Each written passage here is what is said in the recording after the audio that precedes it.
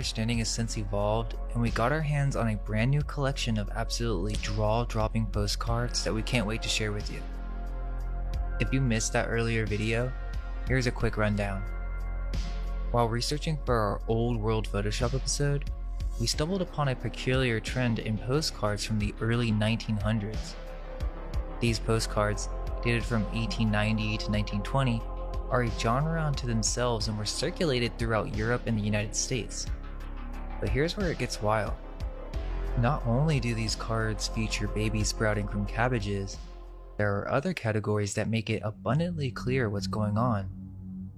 It would seem that babies were being sold in baby farms or even baby shops. We're about to unravel a historical enigma that will leave you questioning everything you thought you knew about the past.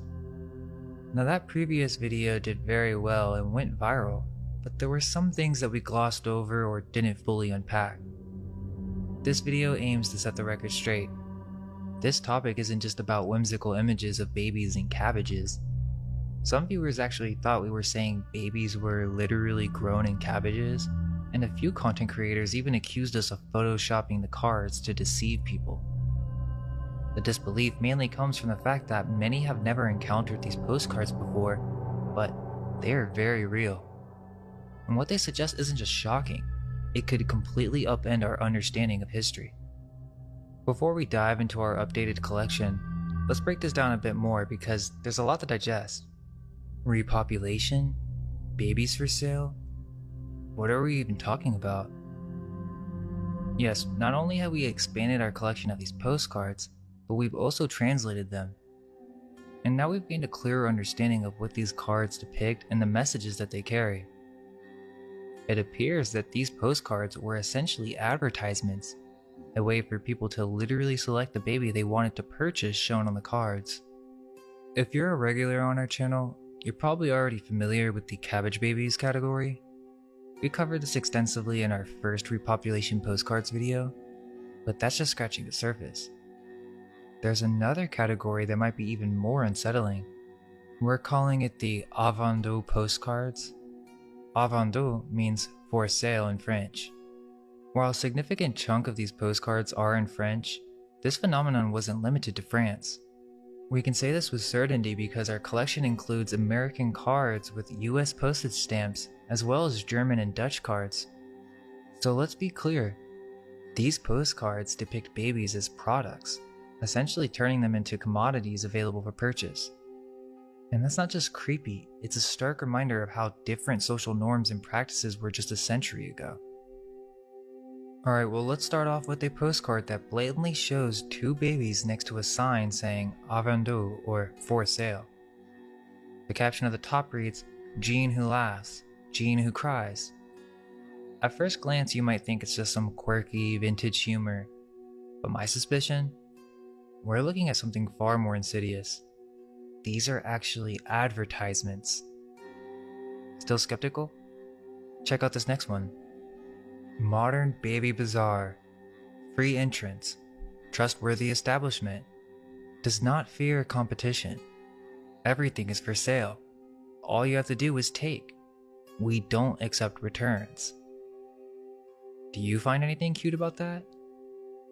The card is literally branding itself as a trustworthy establishment and emphasizes a no return policy.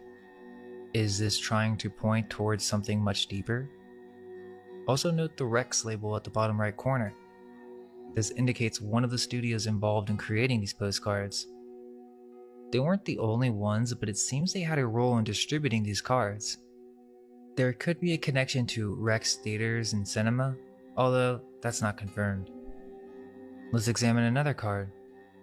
This one also boldly states, "Bébés à vendre," and here, the babies are displayed in baskets, as if they were produce in a grocery store. But it doesn't stop there.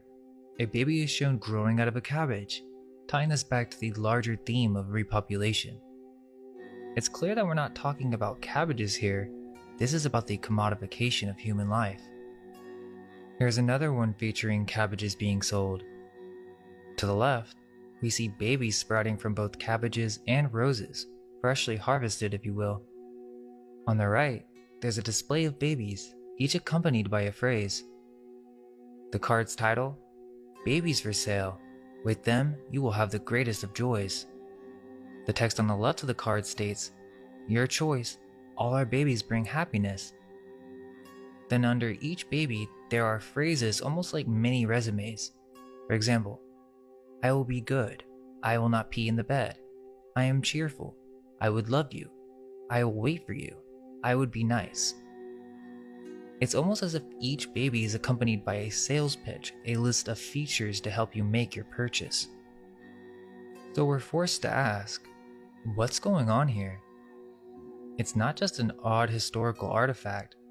These postcards serve as a window into an unsettling era, one that treated the youngest members of society as mere products, complete with selling points and no return policies.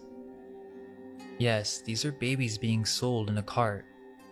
The cabbages are symbolic of them being grown and sold as produce. This card proclaims, The cries of Paris. Here are pretty cabbage heads, babies, not expensive. Are we to understand that these children were being sold at bargain prices? And let's not ignore the emotional aspect. Many of these children depicted don't look happy. Some even appear to be screaming or visibly terrified. There are also cards showing babies confined in cages, treated like pets or even animals. Where's the humor in that? The card is explicit. Babies for sale. Do you want a baby? The implications are staggering. This isn't just an odd or quirky element of historical ephemera. These postcards are evocative of a time when societal values and norms were disturbingly different from today, to the point where the commodification of children was openly depicted and possibly socially acceptable. So the question is, what does this all mean for our understanding of history and human morality? Because clearly, these aren't just pieces of vintage art. They're windows into a world we can barely comprehend. This next card might just be the most unsettling one. The text is simple but chilling. For sale. Buy me. I'm bored here. And the background is just as disturbing. An empty street devoid of any life or activity. The child is bored, but that boredom seems to hint at something far more unsettling. What are we to make of this? An empty street? A bored child for sale? Could this be suggestive of a larger, darker issue at play? Maybe these children weren't just bored. Maybe they were neglected, or worse, trapped in a system that viewed them as goods rather than as human beings. Moving on, here's another depiction of a baby store. Let's break down the text. Child market. Beautiful opportunities. Choose the cutest, large selection of babies. So a large selection of babies. Once again, note the text at the bottom. A vendu. These babies are for sale. This isn't just some quirky oddball postcard. Now this one's super interesting. This postcard belongs to the multi-babies, water babies category within our collection. This card is unique, however, because of the writing on the back. It's dated to 1907 from the postmark and was actually sent in the US. The message says, Dear L, don't you think they are very pretty on the other side? If so, hurry up and order one before they get sold. Love from Aggie. So hold up. It's not just a surreal artwork. This person is saying to the receiving end that they need to hurry up and put in an order before they get sold? That's beyond weird, and it seems to suggest that this is more than just art.